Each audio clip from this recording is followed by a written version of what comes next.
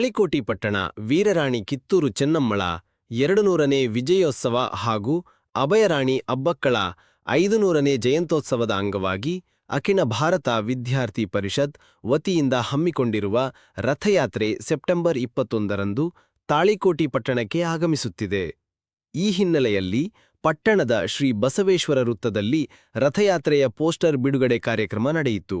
ಈ ಸಂದರ್ಭದಲ್ಲಿ ಪುರಸಭೆ ಮಾಜಿ ಅಧ್ಯಕ್ಷೆ ನೀಲಮ್ಮ ಗೌಡತಿ ಪಾಟೀಲ್ ಹಾಗೂ ಯುವ ಮುಖಂಡ ನಾಗರಾಜ್ ಬಳಿಗಾರ ಮಾತನಾಡಿ, ರಥಯಾತ್ರೆಯನ್ನು ಪಟ್ಟಣದಲ್ಲಿ ವಿಜೃಂಭಣೆಯಿಂದ ಸ್ವಾಗತಿಸಲು ಸಕಲ ಸಿದ್ಧತೆ ಮಾಡಲಾಗಿದೆ ಎಂದು ಹೇಳಿದರು.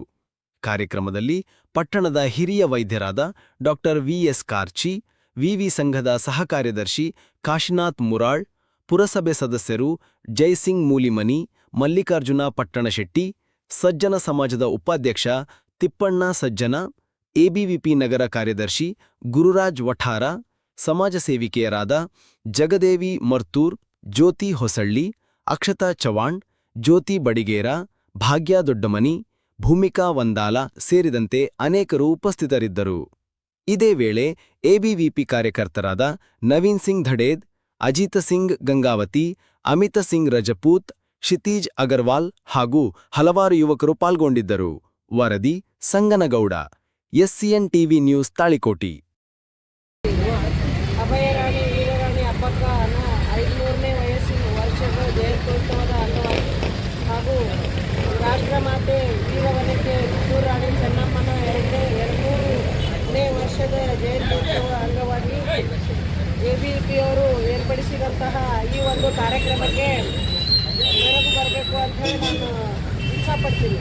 ಯಾಕಂತಂದ್ರೆ ರಾಷ್ಟ್ರಮಾತೆ ವೀರರಾಣಿ ಕಿತ್ತೂರು ಚೆನ್ನಮ್ಮನವರು ಹೋರಾಡಿದ ಸಾಕಷ್ಟು ಇತಿಹಾಸಗಳದಾವು.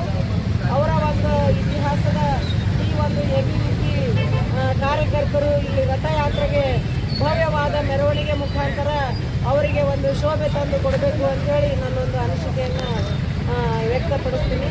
ಅದರಂತೆ ವೀರರಾಣಿ ಅಬ್ಬಕ್ಕ ಅಭಯರಾಣಿ ಅಬ್ಬಕ್ಕ ವೀರರಾಣಿ ಇವರು ಕೂಡ 500ನೇ ವರ್ಷದ ಜಯಂತ್ಯೋತ್ಸವವನ್ನು ಕೂಡ ತಾಳಿಕೋಟಿ ನಮ್ಮ ಎಲ್ಲ ಹಿರಿಯರು ಹಾಗೂ ಮಹಿಳೆಯರು ಎಲ್ಲರೂ ಕೂಡಿ ವಿಜೃಂಭಣೆಯಿಂದ ಆಚರಿಸೋಣ ಅಂತ ಹೇಳಿ ನಾನೆರಡು ಮಾತುಗಳನ್ನು ತಿಳಿಸ್ತೀನಿ.